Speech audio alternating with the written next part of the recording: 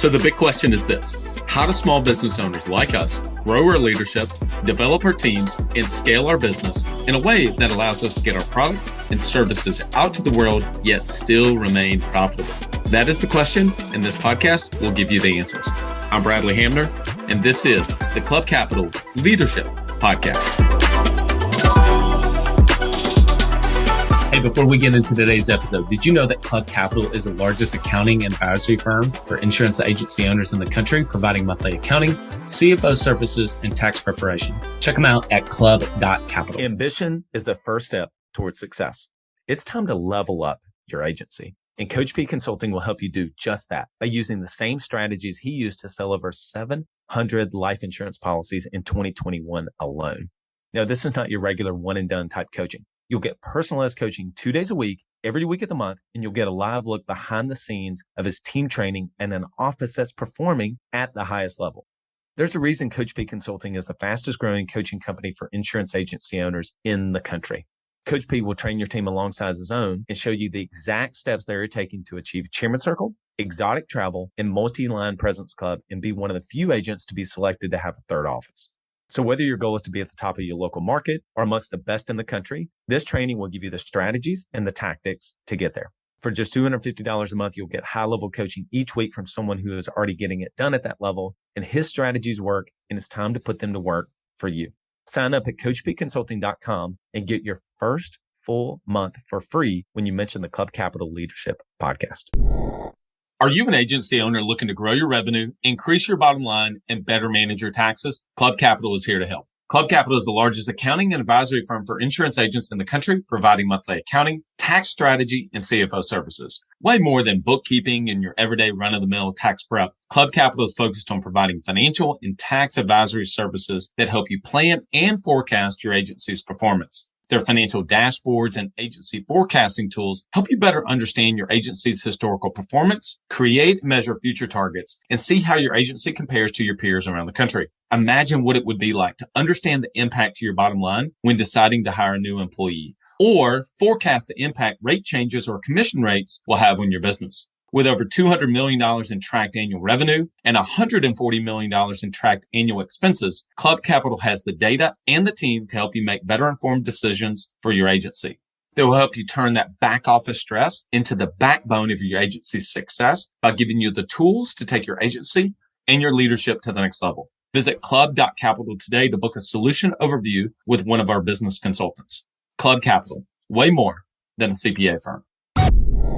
Welcome to another episode of the Club Capital Leadership Podcast. My name is Bradley Hamner, your host. On today's episode, we have Robert Galford and Charlie Green. They are the co-authors of the book, The Trusted Advisor.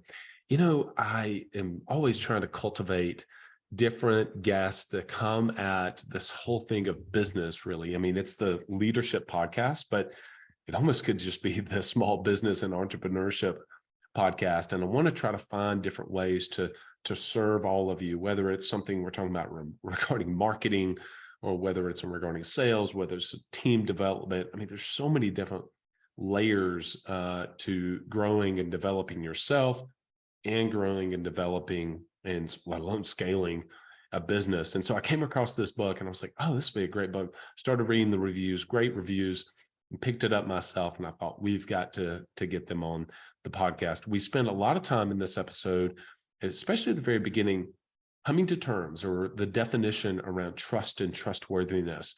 And I think that you're going to get a ton out of this episode, something that's going to allow you to kind of think through, especially when we get to the trust equation, how can you improve each one of these variables to be able to have more trust in the marketplace. Without further ado, here's my conversation with Robert and Charlie. Robert and Charlie, welcome to the Club Capital Leadership Podcast. Yes, sir. You know, in asking about where did I come from, where did this come from? You know, you've heard the phrase before, I'm sure. Those who can do, those who can't teach, those who can't teach consult. And Charlie and I found ourselves spending a lot of time teaching consultants. So we're still trying to figure this out a little bit. I say that with tongue deeply in cheek.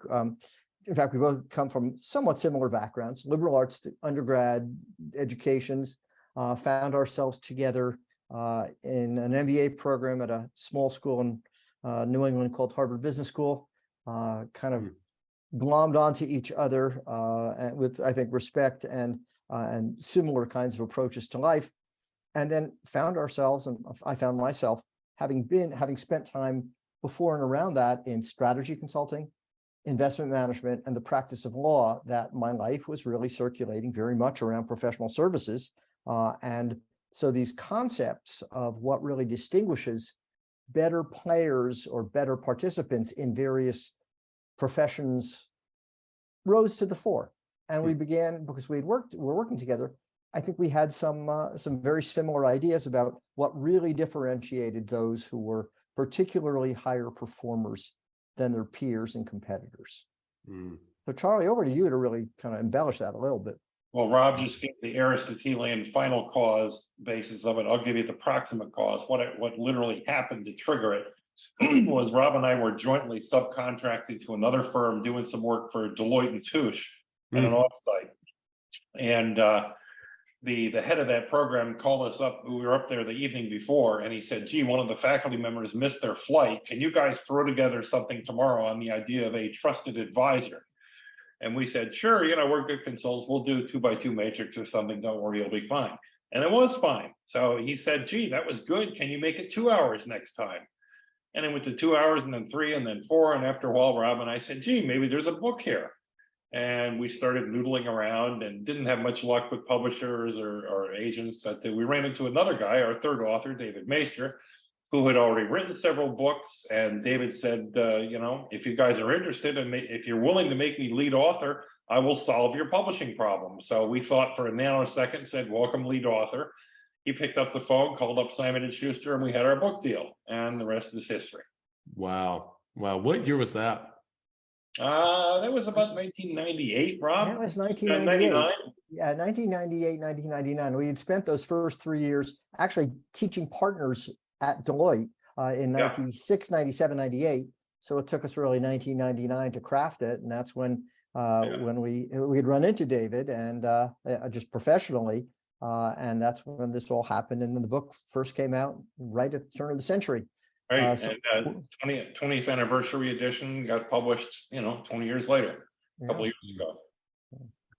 All right, before we get into trust and trusted advisor, I got to ask, what has been the biggest benefit to you personally and professionally from the fact is that you graduated from Harvard?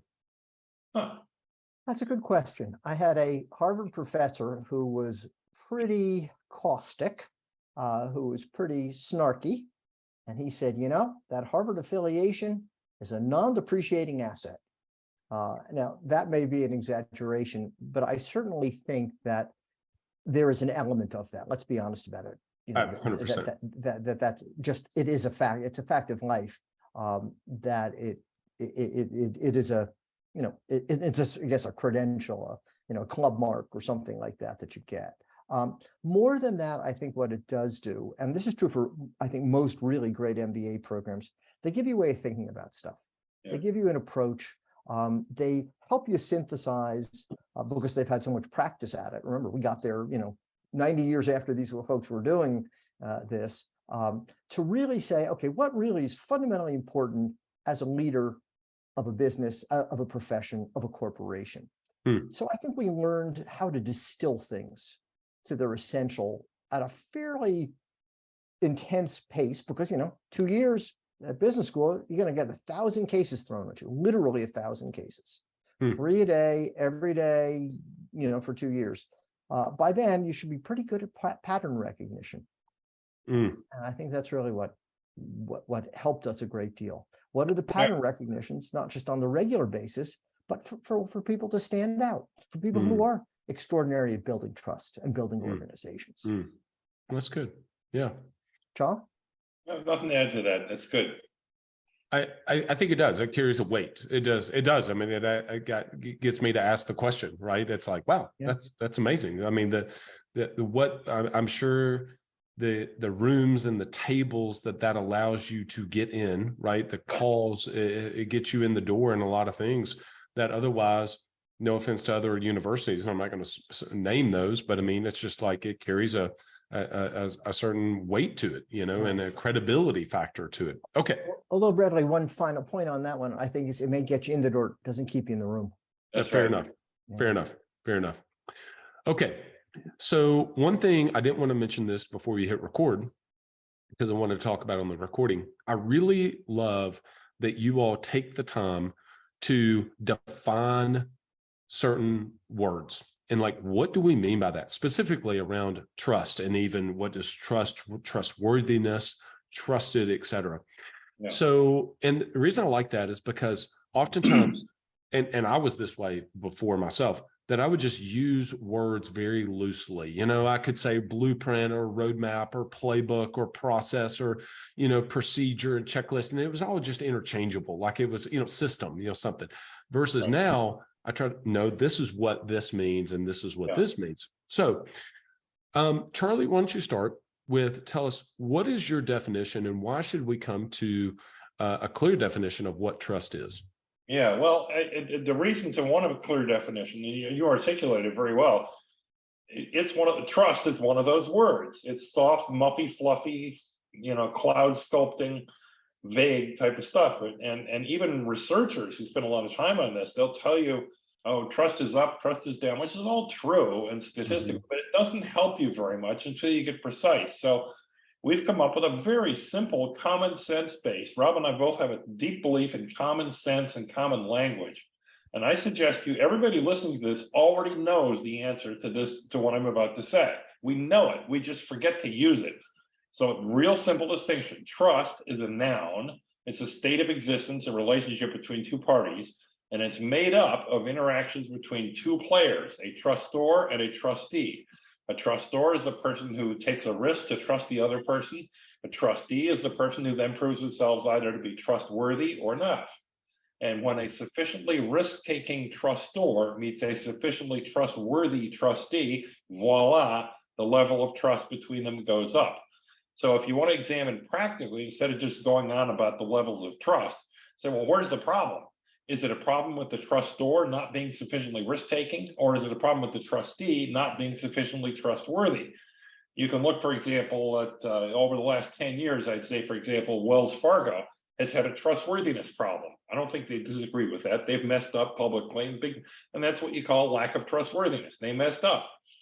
On the other hand, you look at a statistic like over the last 20 years, violent crime in the US is measurably statistically down. At the same time, also measurably statistically, fear of violent crime is up. So that's a case where it's not a problem of the underlying material objective reality, it's a problem of perceptions. People are afraid of stuff. So whenever you come to trust, you have to say, is it a problem with, and this is true of financial services in particular, you got a whole bunch of risk-averse people who are not very good at trusting others. The only good risk is a dead risk, and it's to be mitigated. So that's a common problem we have running in with financial planners, commercial bankers, investment bankers, insurance agents, et cetera. On the other side, which we'll talk about more, the trustworthiness thing, we've really dove into that one quite a bit around a model called the trust equation, which Rob will describe, very, very simple. And we probably should talk more about the trustworthiness side than the trusting side, but they're both relevant. So anyway, there's a quick definition, a practice. That's great. So Robert, is it fair to say that it's not binary in the sense, does somebody trust or not trust? It's at what level and how much somebody trust. Is that fair to say? I think that's correct. There are degrees of it. And that's why we had to kind of look at this and say, if you're not careful, this all becomes, as Charlie says, mufty fluffy. We need an equation here just to anchor this on some of the real factors. The other thing that I think is important, just from the standpoint of definitions, when we talk about trust, there's a lot of times that people say, I don't trust, you pick it, that company. I don't trust that government. I don't trust that thing. And there are lots of different kind of ways, taxonomies you can think about this. There's corporate trust, there's strategic trust, there's in the sense of the way companies behave, or what their goals are, or what their values are. There's organizational trust, the way things get done. And then there's this question of individual trust. Do I trust that person? Do I trust my lawyer? does my lawyer trust the people working for him, their expert witnesses, let's say? And so that's that individual trust dimension, which is also very much a part of this. As Charlie said, it starts with trustor and trustee. And I think to both of us, you can get overly caught up on, oh, societal trust and corporate trust. For us, it's about those relationships. Yeah, in particular, interpersonal trust. The interpersonal trust. I trust you, you trust me, et cetera, et cetera. Yeah, it's almost if we put this in the context of a financial advisor, you could have someone who's a prospect or a client hypothetically could say, I trust them to manage $20,000, but if I had 20 million, I'm not so sure I would trust them at the same level. Is that fair? Like, I'm not saying that maybe they would, maybe they wouldn't, but it's like, I would trust them with this, but I wouldn't necessarily trust them with that. Yeah, I mean, what you're saying, when the stakes are low, it may be a little bit easier to say, yeah, I got, if I get burned on the 20 grand, no big deal. Right. If the stakes are higher, you look at it more closely. And Rob and I would agree, I think that, well, let's get into the trust equation, Rob. I was going to say. Yeah, because that's where this will pop up. Yeah, people in financial professions in particular, for example, overrate the components of trustworthiness that have to do with like your credentials and your data and your track record and your clever equations and so forth. And they underrate what Rob referred to, the more emotional, interpersonal, subjective body language, kind of emotional stuff, if you will, both of which are parts of trustworthiness. We trust people for both reasons. And a mixture. Let's lay out the equation. You'll see where this pops up, because I think just the order in which we put them. Trust is a function of 4 variables. Trustworthiness. Trustworthiness is and we should be calling this the trustworthiness equation rather than the trust equation. But literally 500,000 to 1 million people all call it, or more, call it the trust equation, and we put the trust equation. But it's the trustworthiness equation. And where does it start? It starts with credibility. I'm going to give you 4 variables. It's credibility plus reliability plus intimacy, an unusual word, but an important word for the business context, all reduced or diminished by the other person's perception of your self-orientation. So we got a numerator. I over S. Exactly. We got 3 elements in the numerator, 1 in the denominator: credibility plus reliability plus intimacy. And all really good, all really important. But if you just kind of step back and take the 10,000-foot view of that equation, it says, if you are not sufficiently credible and reliable and intimate, or you're great on those things, but if you are viewed as operating too much out of your own self-orientation in your own head, being too much self-interested even, or not interested enough sincerely in them, it doesn't matter how credible, reliable, or intimate you're going to be.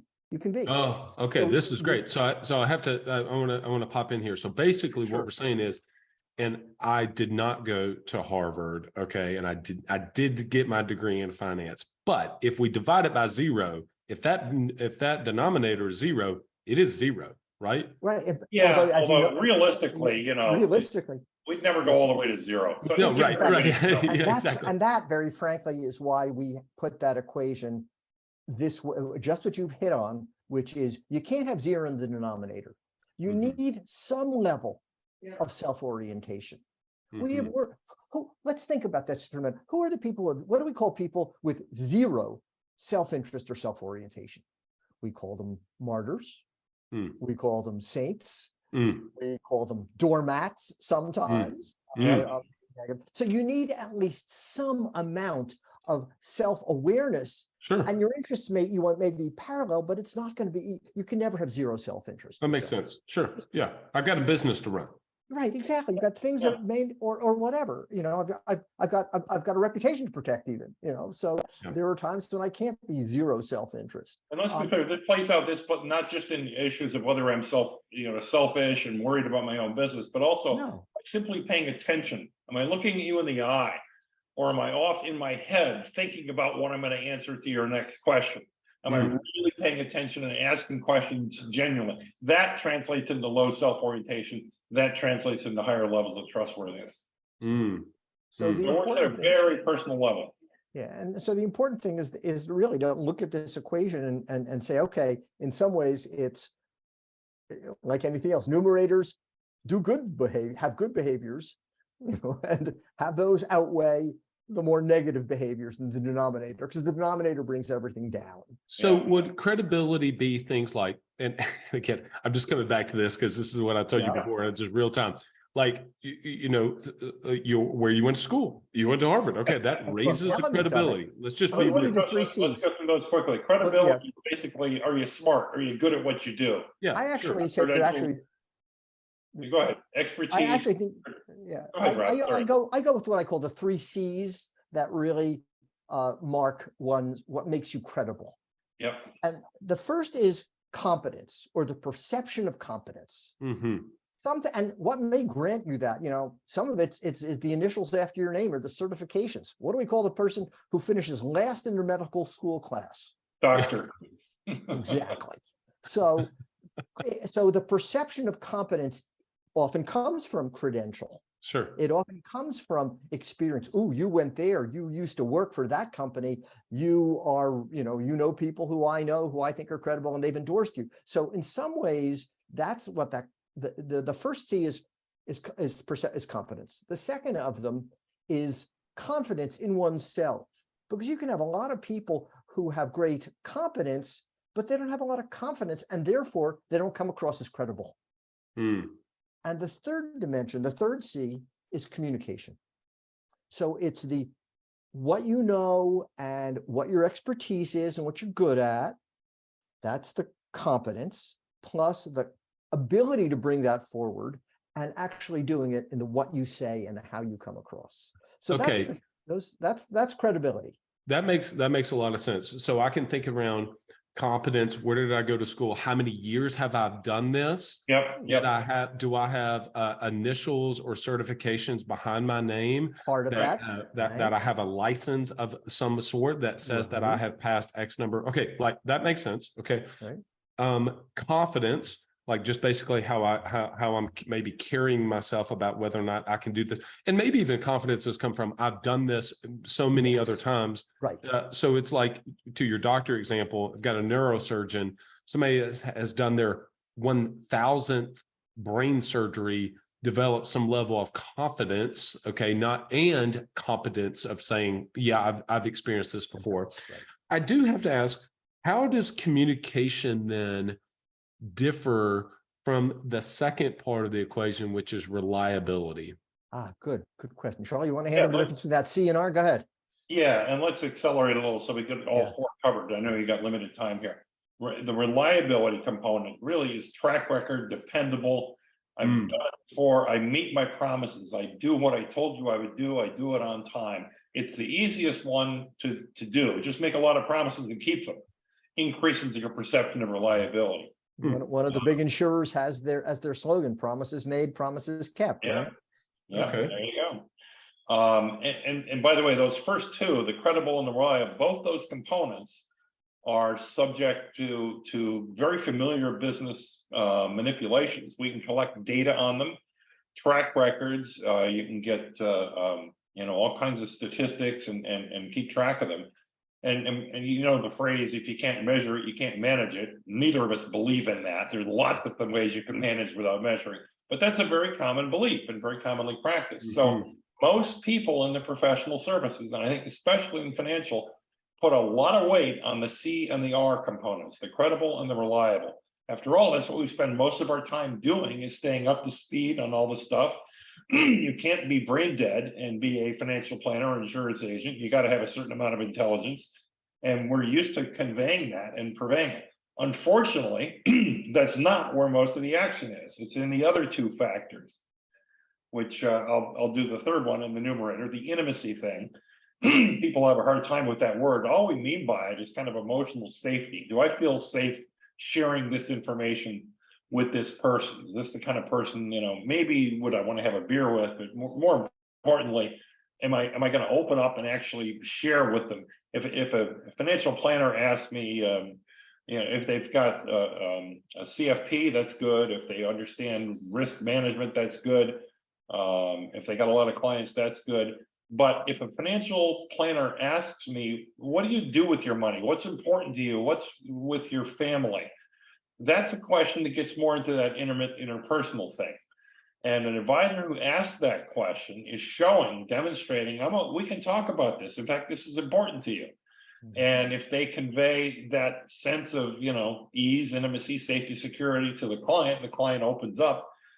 That's where that intimacy component comes in. So much more, and that, by the way, is not particularly easily put down in statistics and metrics and so forth. That's much harder to measure, but it's, we all know how real it is. It's like, do I want to talk to this person? Do I want to let them into my family secrets and stuff? Tell them about my medical and health issues? Well, they may be super competent, but if you don't have that confidence in them, there is a certain amount you're not going to trust them with that 20 million you mentioned. No way.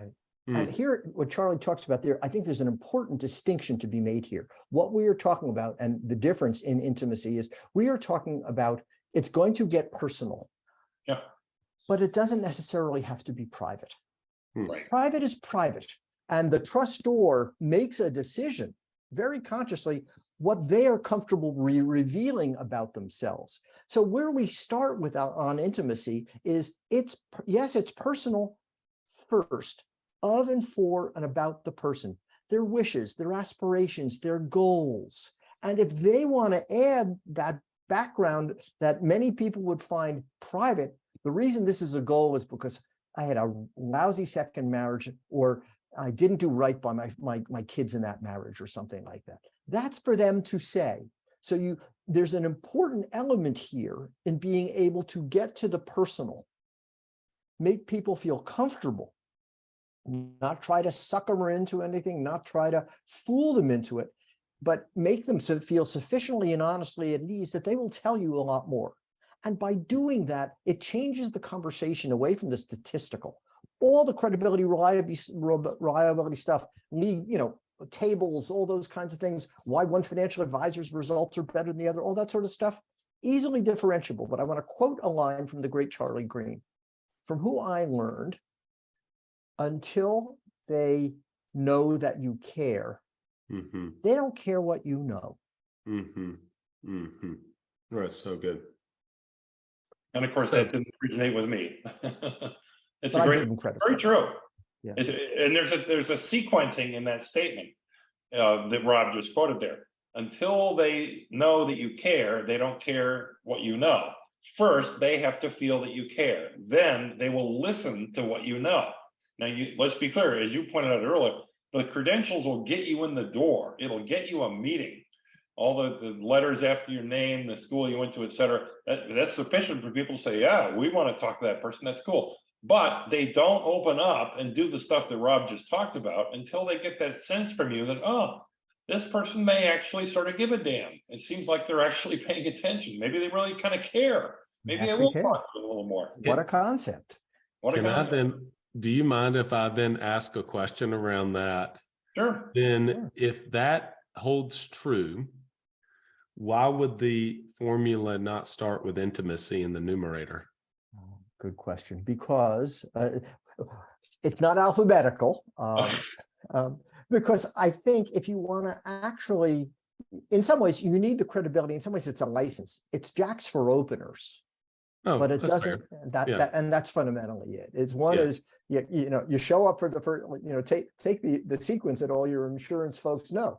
First thing you got to do is show up. Yep. And what's the old joke? What's the purpose of a meeting? It's to get another meeting. And so there's a progression here.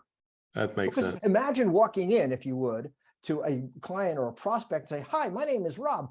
You don't know me, but I'm your trusted advisor from now on because I'm really gonna," you see that there's an evolution there. Right. That makes sense. Yeah. All right. So just to round that out, then those three factors, C, R, and I in the numerator, and the S that we talked about in the denominator. Self-orientation goes the other way. High self-orientation reduces your trustworthiness. Low self-orientation increases it. So that denominator factor, the ability to really pay attention and hone in on genuinely what you're hearing from the other person, as opposed to executing your pre-planned checklist, which is very impersonal. That factors in as well. And if I'm not, let me share with, we did a little statistical analysis we put together an online self-assessment version of the trust equation so people could take it. Over 500,000 people have taken it. When we got to 70,000, I think it was, we did an analysis. We said, that's enough people. Let's see what patterns there are here. And I'll share 3 headlines with you. Number 1, women score better than men, which, by the way, is no surprise to most men. Most men would agree with that, but it's objectively true. Secondly, our scores get better with age, which I think makes sense because certainly we get more experience as we get older. It's not guaranteed that you get wiser, but there's a correlation there. You know, all cultures have some sort of level of respect for their elders. So enough to say that makes sense. But the biggest one of all, we did a regression analysis and to ask which is the most powerful of the 4 factors. And a little bit surprised to us, but the number 1 factor by a small margin was intimacy. That one, if you equally weight all 4 of those variables, that one had the most power and the most impact. Now, I emphasize that because that's exactly the opposite of what most people in financially related professional services tend to believe. It's like, oh, that's all soft skills. No, it's a power skill. It's the most important skill. And, you know, we found ways in which that makes a ton of sense. It's what closes the sale. It's what makes people take your advice. And so it makes people say, let's move on to something else, or you don't have to fill out all those check boxes. Let's just do this. It's the intimacy thing. It almost is, Robert, earlier you said, you know, hey, look, the degree has been nice to get me in the room, but or get us in the room. It doesn't necessarily keep us in the room.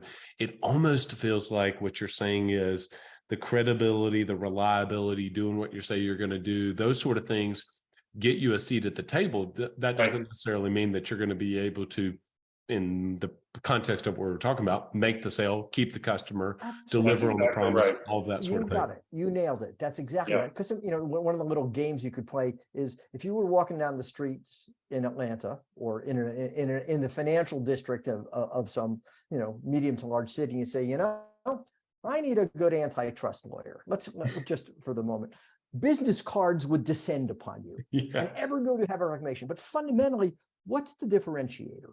We can find a lot of really talented insurance agents, but why are the great ones favored? It's not because they know more insurance, right? You know? I mean, I don't. In fact, one of the biggest mistakes people make, and this is across all professions, is they get invited to a meeting. You know, why don't you show up and tell us about yourself? And they show up. And they got there because of their credentials or their reputation or their website or a referral, whatever. And then they get there and they start answering the wrong question, which is who we are and how we work. That's not what people want to know. Once you're in the room and they're looking at you in your eyeballs, they want to know, who is this person? Can I get along with this guy? Is this going to work? They don't want to hear you rehearse your resume. That's what got you in the door. So our advice is always put the resume and the deck down and say, listen, here's what little we know about you. Here's what we're fascinated to hear about. Let's talk. What do you think about this subject? And get them talking. And when they're talking and you're nodding your head and paying attention and reformulating your agenda based on what you're hearing, that's when the trust gets built. That's when the sale gets made. And it's not just paraphrasing or, oh, we were always taught to, you know, listen carefully and then so what you're really saying is X and Y. It's not that. There's a genuine nature to this. There's a sincerity to this that's required. You know, in fact, we used to say about that last dimension, you know, so much of that numerator is the most important thing in the world is sincerity. If you can fake that, you got it made. And just by definition, you can't fake sincerity. People see through that. And if the only exceptions to that really are individuals who are sufficiently capable of kind of either twisting a reality or influencing people on a different basis than simply being the authentic self. And that's what we're looking for. You know? Yeah, Bernie Madoff was very successful, but then again, he's not with it. And he was. The guy was a sociopath fundamentally. Yeah. You know, I mean, sociopaths are very good at mimicking this stuff. Exactly. I mean, think of who got screwed by Bernie Madoff. There's a lot of his friends and people, and, you know, companions in some ways. You know, so that's it. On the other hand, the other good news on this one is when you have this capability, it's what makes the difference for people. You know, when that they do believe in you, you are a responsible human being. And they know that. People can sniff out, or generally they can sniff something out like this, except for the unusual ones. So my biggest question that I then have on that part of it is, I feel like that the credibility and reliability aspect of it, if I'm kind of summarizing, it's like, okay, look, I've got competence because I've done this a number of times. I can speak to that. I've met with people in similar situations. I have had X number of clients over the years, whatever that may be, right? You've got that. You carry you've got the credentials, maybe potentially in some respects. I say that I'm going to follow up from this conversation today with an email, and I follow up today with an email. I say that I'm going to call them next Monday. I call them next Monday. You do what you say you're going to do. And maybe even in some cases, you under promise and you over deliver in whatever capacity that is. Quick sideline on that. If you under promise and over deliver, you're lying twice. You're not helping your trustworthiness and your credibility. You're destroying it. If you under promise, you were intentionally saying that you're going to do something that you intend not to do. It's a sandbag. Do exactly what you said you're going to do. Right. You can now which says the importance of language here. If you can say, look, and I can try to get it to you earlier than that, but no later than I promise, that's legitimate. Okay, it's not just saying I'll get it to you Wednesday and showing up by Tuesday and see how great I am. Okay, fair. No, that's good. I appreciate the challenge on that. That's good. All right. So, but one thing that I think I'm trying to think through is, if I'm listening to this podcast, I could think to myself, I think I do a pretty good job with intimacy, right? Somebody could be thinking that, and they say, I think I'll do a pretty good job. Everybody else does a bad job. Yeah. Right. And so what I guess I'm getting at is, how do you self-assess in a way to where, like, you're not a narcissist. You're actually really thinking about, like, I want to get better. I'm thinking to myself, for this, even for me and my businesses, how would I want to do that? I think I do a pretty good job, but there's so many levels that I know that I could do a much better job, but I'm not so sure I could even see myself unless I recorded things and then handed over to somebody who I trust their opinion. That's another thing, by the way. It's like, who do I even trust their opinion of it? Got it. So then I could say, hey, I send it to you guys. You guys have had tremendous experience. And I'd say, okay, let's just say, as an example, after this, I could say, I would like your feedback on how I did on this podcast. Right. Okay. And then you said, well, okay, this was good. This was not so good. Okay. I appreciate that. Right. Because versus somebody else asked for their feedback, it's like, it doesn't really matter what their feedback is or something. You get what I'm getting at there, Charlie? So, Well, I mean, the quick answer is, you can, anybody listening to this can take that self-assessment quiz that I just mentioned. At the risk of self-promotion, if you go to trustedadvisor.com and look in the upper right corner, you can click and take a free version of that self-assessment. It takes 5 minutes and you get an instant feedback. And it'll tell you not only your score, but where your strengths and weaknesses are and so forth. But more substantively, how do you get better at that? I think a lot of it is, ask yourself, do you go in with a set agenda? Are you willing to toss that agenda completely, depending on what comes out in the meeting? Because if you're not, then you're not paying attention. You're not really being, focused on what they're saying.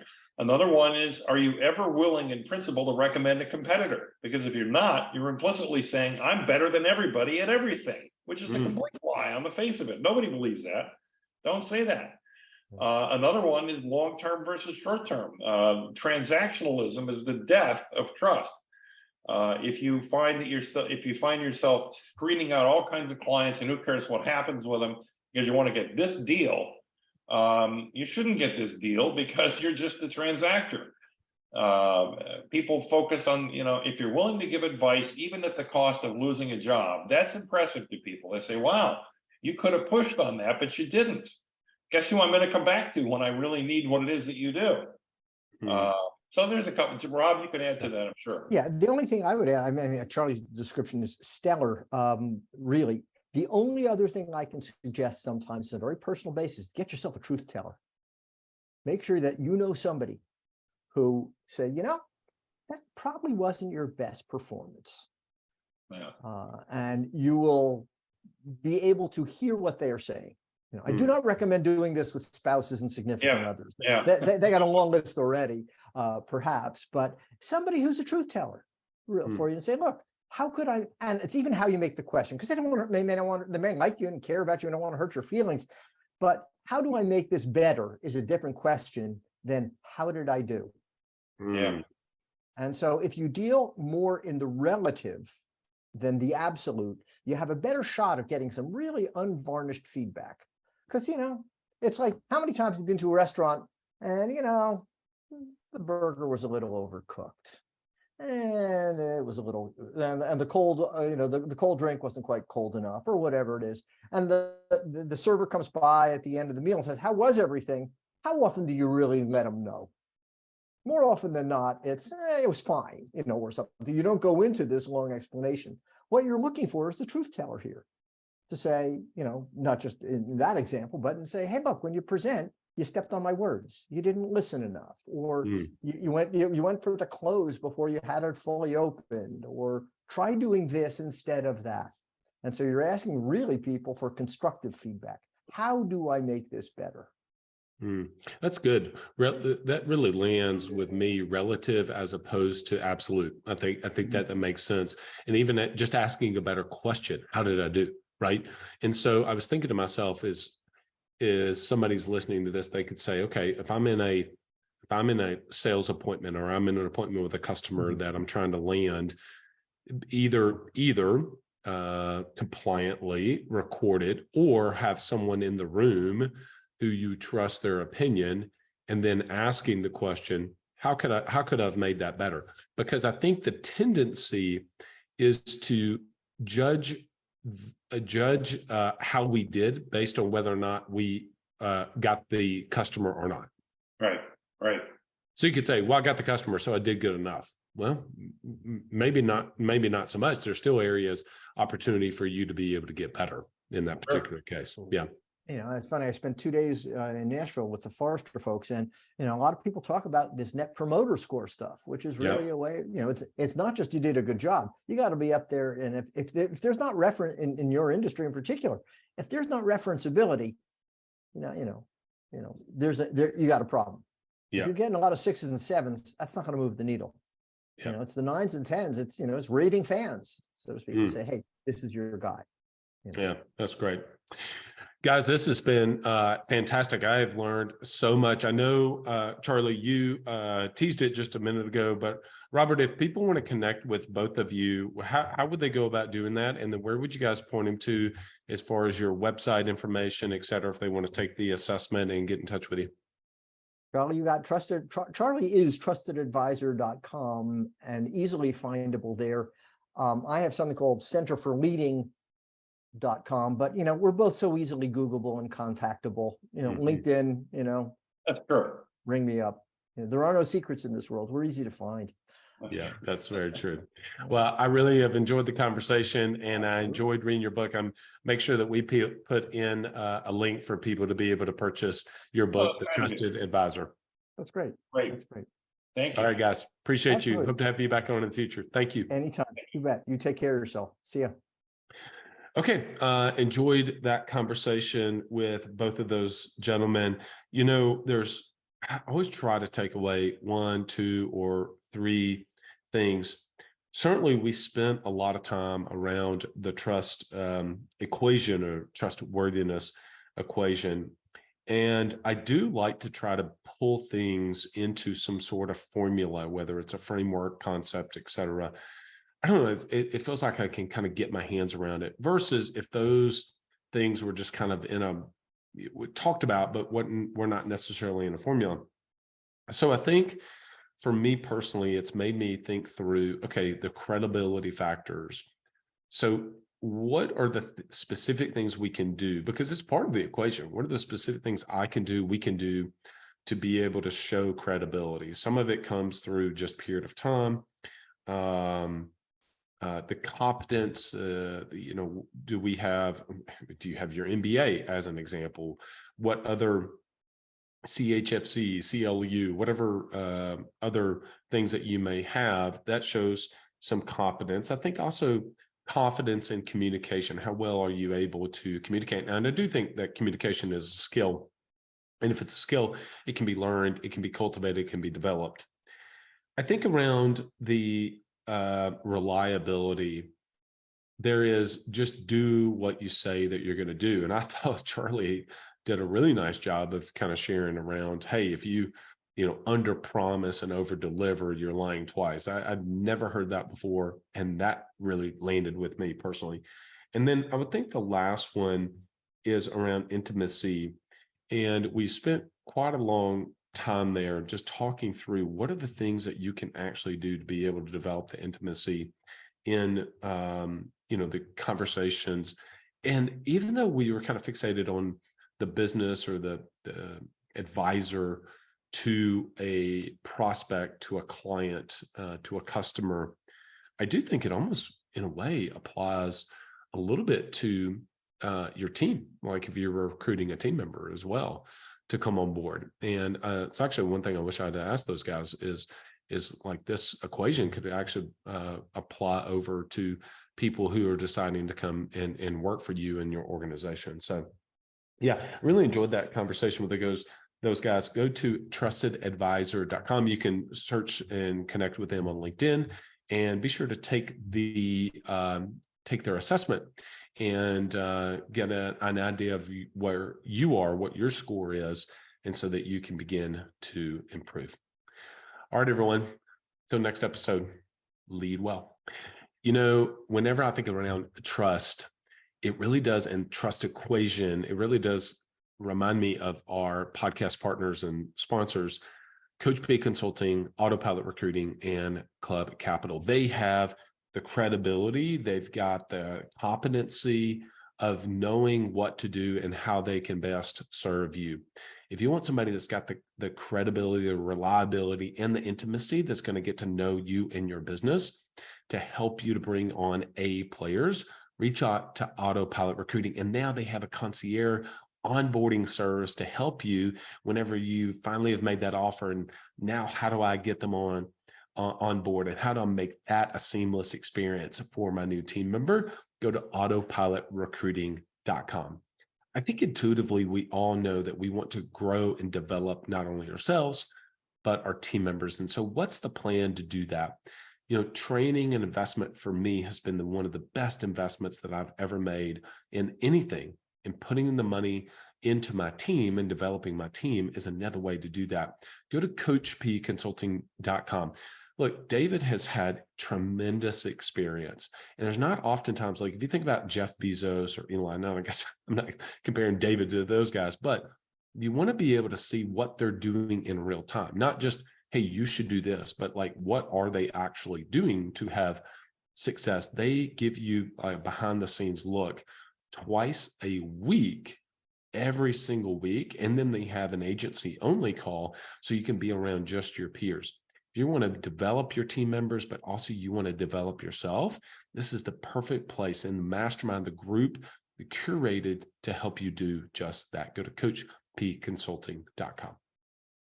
I've told my story so many times around financials and not knowing what the heck I was doing regarding financials. Yes, I got a finance major in college. I should know exactly how to read basic financial statements, but I didn't. However, if you are in that case, in that situation, or if you're just wanting to go to the next level, go to club.capital. They're going to be able to sit with you. I say it often, mindset, skill set, tool set. What are the tools I need to be able to make better decisions? But actually, how do I read these things? What do these numbers mean? How do I put the numbers in perspective? I see $5,000 in marketing. Is that good? Is that bad? How do I even look at that? What's the ROI of that? What should I be spending in relative to my revenue numbers? And what are other people making this investment? What does that look like on a monthly basis, annual basis? How do I forecast ahead of time so that I could actually bring home more money? I was literally just today talking to a business owner, and they were like sharing, the business has really grown, but my personal income hasn't grown because they didn't put a plan in place. They didn't actually forecast that as revenue was going to go up, so were they going to be able to take home more money. Club Capital can help you with all of those decisions. Go to club.capital. All right, everyone. Till next episode, lead well. So the big question is this: how do small business owners like us grow our leadership, develop our teams, and scale our business in a way that allows us to get our products and services out to the world, yet still remain profitable? That is the question, and this podcast will give you the answers. I'm Bradley Hamner, and this is the Club Capital Leadership Podcast. Hey, before we get into today's episode, did you know that Club Capital is the largest accounting and advisory firm for insurance agency owners in the country, providing monthly accounting, CFO services, and tax preparation? Check them out at club.capital.